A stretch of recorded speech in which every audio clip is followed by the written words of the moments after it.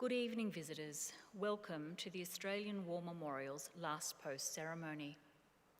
My name is Sandy Smith, and joining us today from the Royal Australian Navy is Lieutenant Dylan Spivey. We welcome the veterans who have served, those that are still serving, and the families that love and support them. The live stream of this ceremony is made possible by the Returned and Services League of Australia and the RSL and Services Clubs Association. We welcome members who are watching the broadcast of this ceremony across Australia. During this evening's ceremony, wreaths will be laid at the base of the Pool of Reflection by visitors to the memorial. If you're able, I now invite you to please stand and join in singing the national anthem.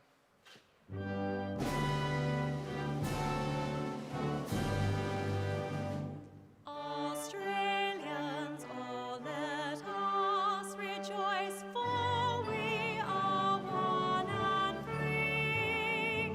With golden soil and wealth for toil, our home is got by sea.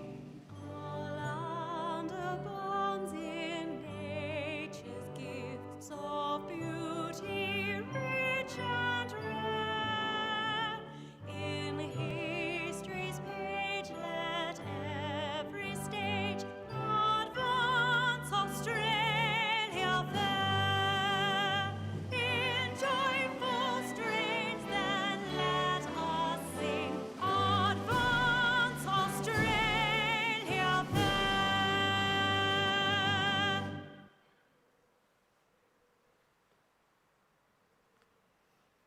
Visitors who are able, please be seated.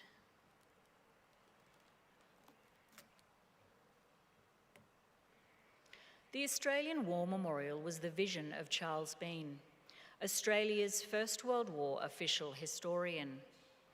Bean landed with the Australian troops on Gallipoli and stayed with them at the front through to the end of the war. The idea of this national memorial and museum came to him in Pozières, France, in the depths of the bloody fighting of 1916. Bean's idea was that this would be a place where families and friends could mourn loved ones buried in faraway places. It would also be a place that could help all Australians understand what these men and women had endured and what they had done for us. Bean's vision, to which we remain true, is best expressed as inscribed in the entrance to the memorial's galleries. Here is their spirit, in the heart of the land they loved, and here we guard the record which they themselves made. Tonight we will read the story behind just one of those on the Roll of Honour, which lists the names of more than 103,000 men and women who have given their lives for us in war and on operations for more than a century. But first we present a lament, Flowers of the Forest. Wreaths or floral tributes will now be laid at the base of the Pool of Reflection.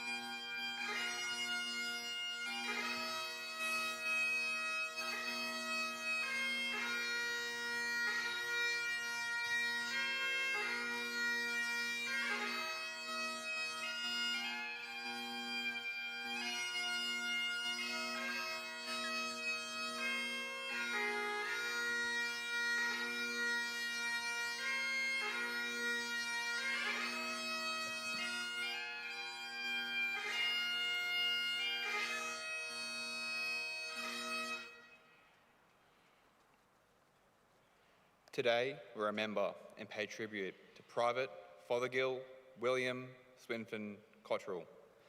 Fothergill Cottrell was born in Birmingham, England on the 18th of March 1893 to William and Harriet Cottrell. The family spent his childhood in Birmingham.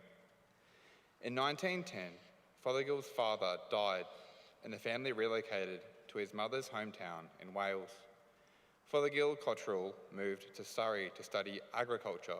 After 2 years, he left England for Australia, arriving in Fremantle, Western Australia on the 6th of February 1912. Cottrell moved to Ongerup, a small farming town 400 kilometres southeast of Perth. He was farming when the First World War broke out. Cottrell enlisted in the Australian Imperial Force on the 17th of August 1914. He enlisted as William Cottrell. Omitting his other names, he was assigned to the 11th Infantry Battalion and commenced training at Black Boy Hill Training Camp outside Perth. This early in the war, the initial training period in Australia for recruits was short. William left Australia in HMAT Askiness on the 31st of October, less than 2 months after enlisting. The ship was anchored off the coast of Fremantle for 2 days before sailing on the 2nd of November. Although the plan had initially been for the new members of the Australian Imperial Force to sail to England, the first convoy was diverted to Egypt. Cottrell arrived on the 7th of December 1914, and the rest of the 11th Battalion began training at Mena Camp outside Cairo. Cottrell spent the next few months training at Mena Camp. On the 1st of March 1915, Cottrell was among nearly 900 men from the 11th Battalion who left Alexandria in HMT Suffolk for the island of Lemnos, close to the Dardanelles Strait. There they continued to train for the Gallipoli landing. Before dawn on the 25th of April, HMT London and other ships assembled off the Gallipoli Peninsula to land thousands of Allied troops. As part of the covering force, the 11th was one of the first units ashore at around 4:30 a.m. Cottrell and his comrades landed about a mile north of the designated beaches and faced a steep ascent over the treacherous terrain. At some point on the 25th of April, Private William Cottrell was killed in action.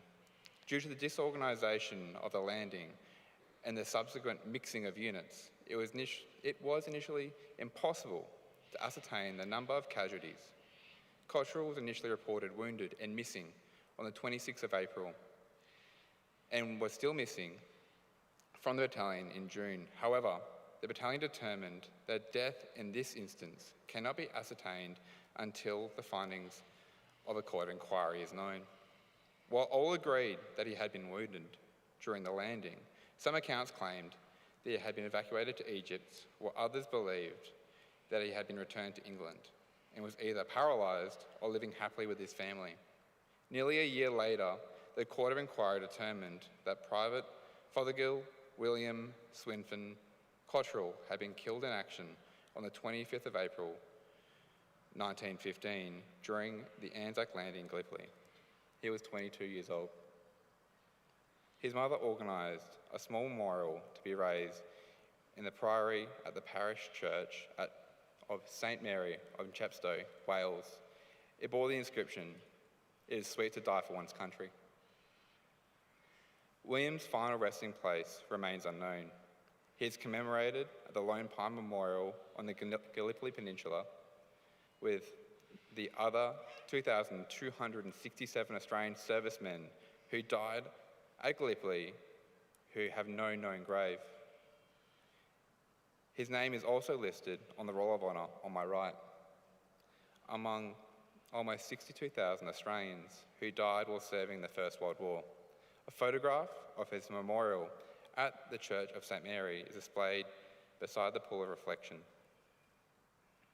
This is but one of many stories of service and sacrifice told here at the Australian Memorial. We now remember Private Fothergill William Swinfen Cottrell, who gave his life for us, for our freedoms, in hope of a better world.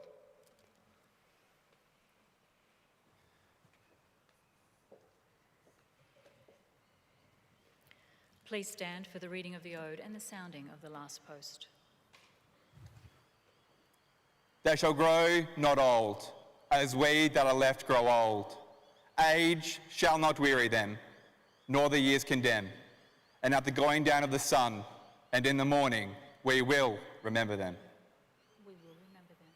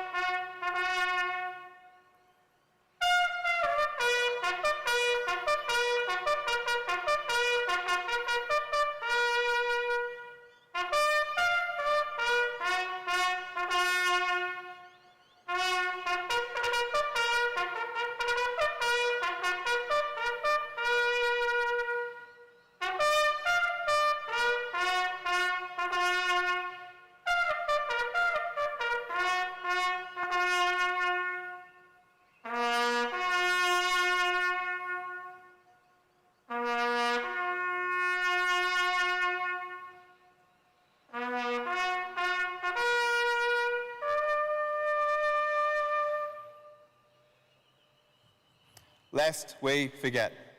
Lest we forget.